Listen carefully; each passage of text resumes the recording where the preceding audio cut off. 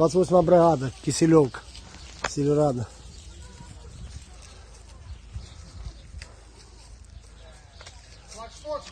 This is a significant military milestone for the Ukrainians if in fact it happens that Russia follows through and withdraws to the far side of the Dnieper River. Of course, we're going to watch actions and not just announcements to see what actually unfolds. We do see some indications of movement consistent with what the announcements were yesterday, but this is an involved operation. The Russians had flowed a significant number of forces and personnel into Kherson city and to the west side of the Dnieper River. So it's not the kind of thing you just snap your fingers and it's done.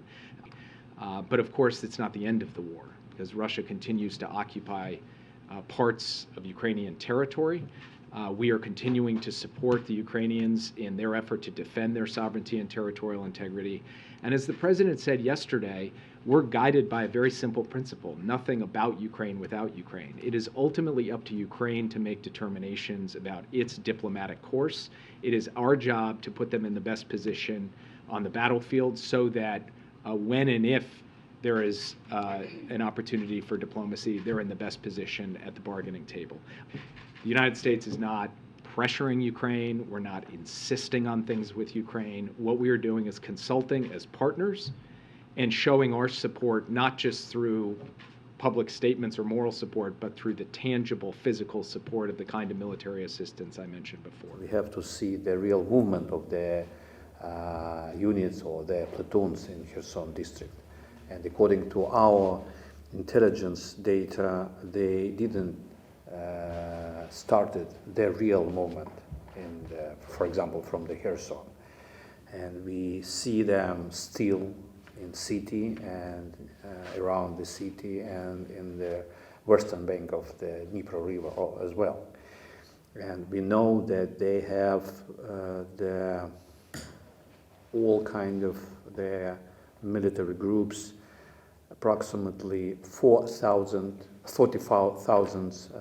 personnel in Kherson district. It's a lot, it's a huge quantity of the personnel. So just imagine 40,000 people with the equipment, weaponry, armed vehicles, tanks, etc., etc. So it's not the easy to withdraw these troops from the Kherson during 1 day or 2 days. As minimum 1 week. Сьогодні маємо хороші новини з півдня. Кількість українських прапорів, які повертаються на своє законне місце в рамках триваючої оборонної операції, вже десятки. 41 населений пункт звільнено. Я дякую всім нашим героям, які забезпечують це просування.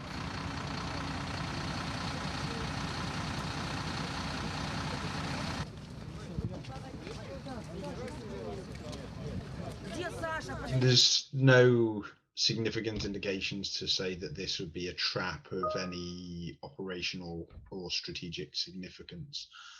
Just think Russia is actually not that clever at the moment in terms of what they can do in their military operations. However, tactically, I mean, the city is likely to be laced with improvised explosive devices, and it'll take a significant amount of time for the Ukrainians to clear routes in and out of the city, but also clear the buildings. And I suppose Russia would have tried to do that to further degrade Ukrainian forces, but ensure that Ukrainian forces can't quickly follow up their advance into Kherson city itself.